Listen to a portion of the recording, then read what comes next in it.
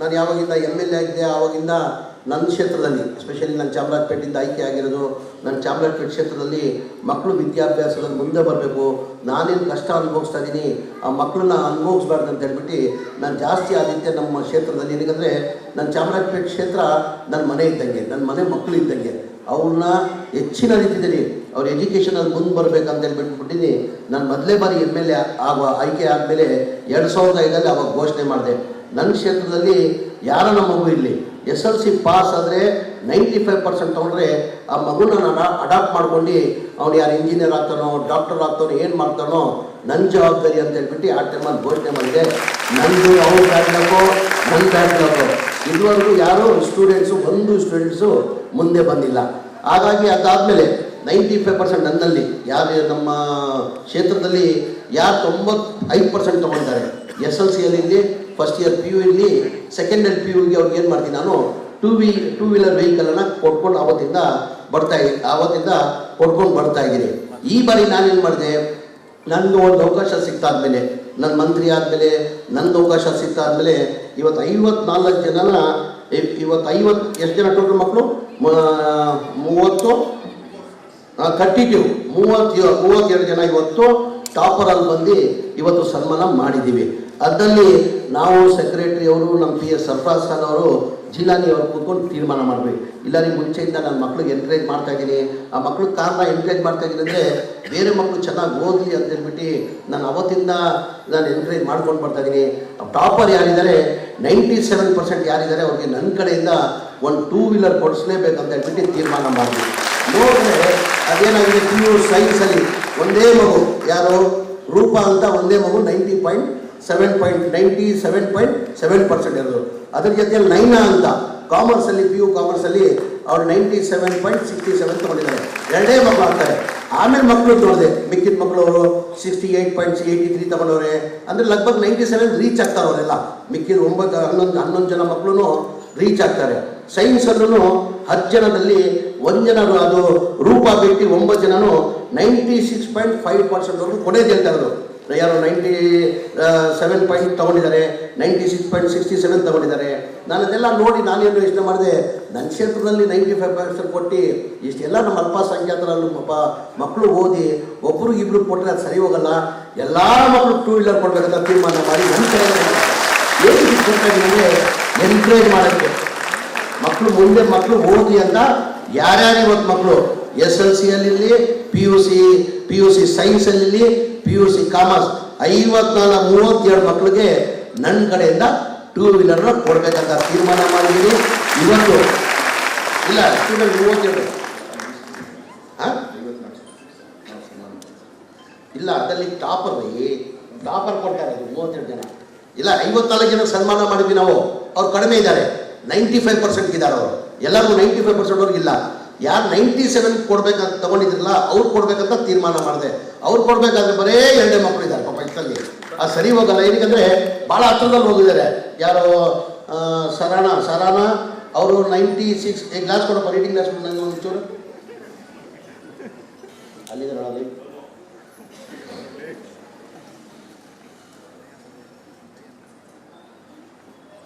ಸರಾನ ಅಂತ ಹೇಳ್ಬಿಟ್ಟು 96% ತಗೊಂಡಿದೆ.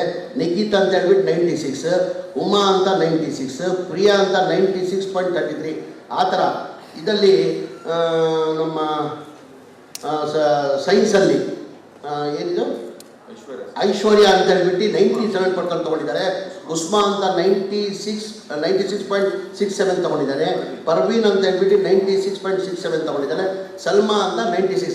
ಅದೆಲ್ಲ ನೋಡಿ ನಾನೇನು ಮಾಡಿದೆ, ಒಬ್ಬರು ಕೊಟ್ಟರೆ ಅನ್ಯಾಯ, ಸ್ವಲ್ಪದಲ್ಲಿ ವ್ಯತ್ಯಾಸ ಆಗಿದೆ.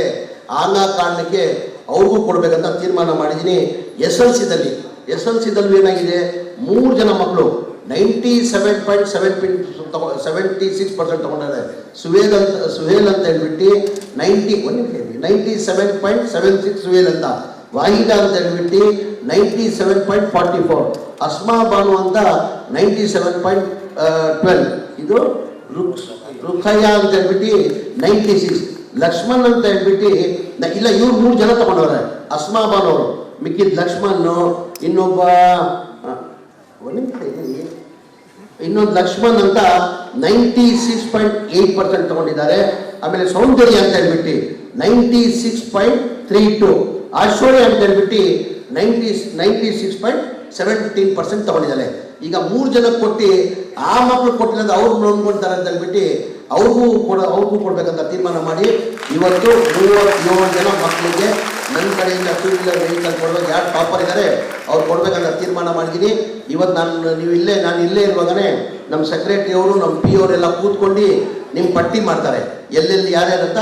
ಏನಕ್ಕೆ ನಾನು ಗಾಡಿ ತರಿಸಿಲ್ಲ ಅಂದರೆ ಒಬ್ಬೊಬ್ಬ ಮಕ್ಕಳಿಗೆ ಅವ್ರ ಕಲರ್ ಅವ್ರಿಗೆ ಇಷ್ಟ ಇರ್ತದೆ, ಯಾವ್ರಿಗೂ ಬ್ಲ್ಯಾಕ್ ಇಷ್ಟ ಇರ್ತದೆ, ಯಾವ್ರಿಗೂ ವೈಟ್ ಇಷ್ಟ ಇರ್ತದೆ, ಯಾವ್ರಿಗೂ ರೆಡ್ ಇಷ್ಟ ಇರ್ತದೆ. ನನ್ನ ಚಾಯ್ಸಿಂದ ಹೋದರೆ ಸರಿ ಹೋಗಲ್ಲ ಅಂತ ಹೇಳ್ಬಿಟ್ಟು ನಿಮ್ಮನ್ನ ಕೇಳ್ಬಿಟ್ಟು ನಿಮ್ಮ ಕಲರ್ ನಿಮ್ಗೆ ಯಾವ ಚಾಯ್ಸ್ ಅಂತ ಹೇಳ್ಬಿಟ್ಟು ಆ ಚಾಯ್ಸ್ ವೆಹಿಕಲ್ ತಾವು ಎಲ್ಲೆಲ್ಲಿದ್ದೀರಾ ಅಲ್ಲೇ ಮೂಡಿಸ್ಬೇಕಾ, ಇಲ್ಲ ನಾನು 3-4 ದಿನಕ್ಕೆ ಆಚೆ ಹೋಗ್ತಾ ಇದ್ದೀನಿ, 10ನೇ ತಾರೀಕು ಬಂದರೆ ನಾನು ಇಲ್ಲೇ ಬೆಂಗಳೂರಲ್ಲಿ ಎಲ್ಲ ಒಟ್ಟಾಗಿ ಕೊಡ್ಬೇಕಂತ ನೀವುಗಳು ತೀರ್ಮಾನ ಮಾಡಬೇಕಾಗ್ತದೆ. ಇಲ್ಲ ಅಲ್ಲೇ ಕೊಡಿ ಅಂದರೆ ಏನಕ್ಕಂದ್ರೆ ಬಾಗಲಕೋಟೆಯಿಂದ ಬಂದಿದ್ದೀರಾ, ಹುಬ್ಳಿಯಿಂದ ಬಂದಿದ್ದೀರಾ, ಬೆಳಗಾವಿಯಿಂದ ಬಂದಿದ್ದೀರಾ, ಬಿಜಾಪುರದಿಂದ ಬಂದಿದ್ದೀರಾ, ವಿಜಯನಗರದಿಂದ ಬಂದಿದ್ದೀರಾ. ಪಾಪ ಈ ಗಾಡಿ ತೊಗೊಳೋಕ್ಕೆ ಟ್ರಾನ್ಸ್ಪೋರ್ಟೇಷನ್ ಖರ್ಚಾಗ್ತದೆ. ನಿಮಗೆ ಏನಕ್ಕೆ 1-2 ಗಾಡಿ ತೊಗೊಂಡು ಹೋಗ್ಬೇಕಾದ್ರೆ ಕಷ್ಟ ಆಗ್ತದೆ. ಅಲ್ಲಲ್ಲೇ ಶೋರೂಮ್ ಏಜೆನ್ಸಿಗಳು ಇರ್ತದೆ.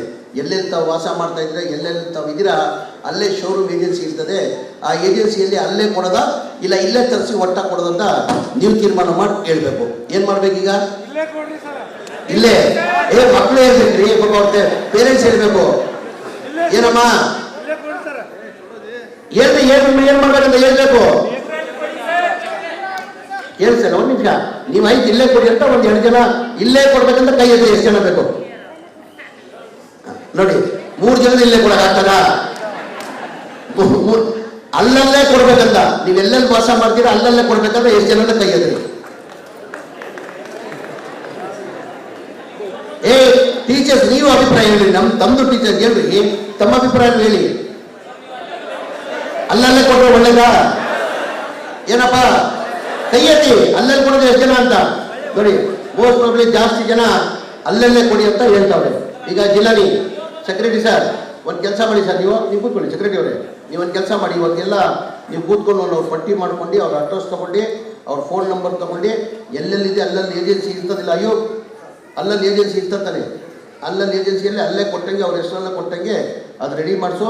ಎಲ್ಲರದು ರೆಡಿ ಮಾಡಿಸಿ ಆ ಮಗುಂದು ಎಲ್ಲ ಲಿಸ್ಟ್ ಇದೆ ಅಂತವ. ಯಾರ್ಯಾರು ಮಕ್ಕಳು ಟಾಪರ್ 32 ಜನದ ನನ್ನ ಲಿಸ್ಟ್ ಇದೆ. ಆ 32 ಜನದ್ದು ಲಿಸ್ಟು ನನ್ನ ನಂಬರ್ ಕೊಡಬೇಕು. ನಾನೇ ಅವ್ರು ಫೋನ್ ಮಾಡಿ ಸ್ವತಃ ಗಾಡಿ ಸಿಕ್ಕಿದೆಯಲ್ಲ ಅಂತ ನಾನೇ ಕೇಳ್ಬೇಕು. ನಾನು ಏನಪ್ಪ ಆಯಿತು, ಇದೆಷ್ಟು ಗಾಡಿಗಳಿಗೆಲ್ಲ ಗೊತ್ತಿಲ್ಲ ಎಲ್ಲಿಂದ. ಈ ತಿಂಗಳು ಒಳಗಡೆ ಬರೋ ತಿಂಗಳು ನವಂಬರ್ ಒಳಗಡೆ ಆಗಸ್ಟ್ ಬರೋ ತಿಂಗಳು ಆಗಸ್ಟ್ ಒಳಗಡೆ ನಿಮ್ಮ ಮನೆ ತವ ನಿಮ್ಮ ಗಾಡಿ ಇದ್ದಂಗೆ ವ್ಯವಸ್ಥೆಯನ್ನು ನಾನು ಮಾಡಿಕೊಡ್ತೀನಿ ಅಂತ ಹೇಳ್ತಾ ಭಾಳ ಜನ ಈ ಟೀಚರ್ಸು ಪ್ರಿನ್ಸಿಪಲ್ ಬಂದಿದ್ದಾರೆ. ಅವರನ್ನು ಮನವಿ ಮಾಡಿಕೊಂಡು ದಯಮಾಡಿ ನಮ್ಮಲ್ಲಿ ಅಲ್ಪಸಂಖ್ಯಾತರಲ್ಲಿ ಈಗ ಬರೋ ಸ್ಕೂಲ್ ಮಕ್ಕಳು ಓದೋಕ್ಕೆ ಅಲ್ಲಿ ಭಾಳ ಬಡವ್ರ ಮಕ್ಕಳು. ಈಗ ಹಾಸ್ಟೆಲ್ಸಲ್ಲಿ ನಾನು ಹೋಗಿದ್ದೀನಿ. ನಾನು ಮಂತ್ರಿ ಆದಮೇಲೆ ಭಾಳ ಹಾಸ್ಟೆಲ್ಗಳು ವಿಸಿಟ್ ಕೊಟ್ಟಿದ್ದೀನಿ. ನಾನು ಹಾಸ್ಟೆಲ್ಗಳು ವಿಸಿಟ್ ಮಾಡಿ ನಾನು 1 ವರ್ಷದಲ್ಲೇ 1 ವರ್ಷ 2 ತಿಂಗಳಾಯಿತು ನಮ್ಮ ಸರ್ಕಾರ ಬಂದು. ನಾನು ಮಂತ್ರಿ ಆದಮೇಲೆ ಕನಿಷ್ಠ ನಾನು 11 ಜನನ ಸಸ್ಪೆಂಡ್ ಮಾಡಿದ್ದೀನಿ. ನಾನು ಹಾಸ್ಟೆಲಲ್ಲಿ ಯಾರ್ಯಾರು ಸರಿ ಮಕ್ಕಳು ನೋಡೋಲ್ಲ, ಎಲ್ಲಿ ಕಂಪ್ಲೇಂಟ್ ಬಂದಿದೆ 11 ಜನನ ನಾನು ಸಸ್ಪೆಂಡ್ ಮಾಡಿದ್ದೀನಿ. ಅದರಲ್ಲಿ ಕನಿಷ್ಠ 7 ಜನನೂ ರಿವೋಕ್ ಮಾಡಿದ್ದೀನಿ. 4 ಜನಕ್ಕೆ ಇದುವರೆಗೂ ರಿವೋಕ್ ಮಾಡಿಲ್ಲ. ಆ ಮಂಗಳೂರಿಗೆ ಒಂದು ಹಾಸ್ಟೆಲ್ ಹೋಗಿದೆ, ರೆಂಟಲ್ ಹಾಸ್ಟೆಲ್ ಇತ್ತು. ನಮ್ಮ ಸ್ವಂತ ಹಾಸ್ಟೆಲ್ ಕಟ್ತಾ ಇದ್ದು ಕನ್ಸ್ಟ್ರಕ್ಷನ್ ನಡೀತಾ ಇತ್ತು. ಆ ಕಾರಣಕ್ಕೆ ರೆಂಟಲ್ ಹಾಸ್ಟೆಲಲ್ಲಿ ಇತ್ತು. ಆ ವ್ಯವಸ್ಥೆ ನೋಡಿ ವಾರ್ಡನ್ ಮಕ್ಕಳ ಜೊತೆ ನಡೀತಾ ಇರೋದು ರೀತಿ ನೋಡಿ, ಅವ್ರು ಕೊಟ್ಟಿರೋ ತೊಂದರೆ ನೋಡಿ ಇದುವರೆಗೂ ಏನೇನೋ ರೆಕಮೆಂಡ್ ಮಾಡಿದ್ರು ನಾನು ಇದುವರೆಗೂ ಅವ್ರು ರಿವೋಕ್ ಮಾಡಿಲ್ಲ, ಹಂಗೆ ಸಸ್ಪೆನ್ಷನಲ್ಲಿ ಇಟ್ಟಿದ್ದೀನಿ.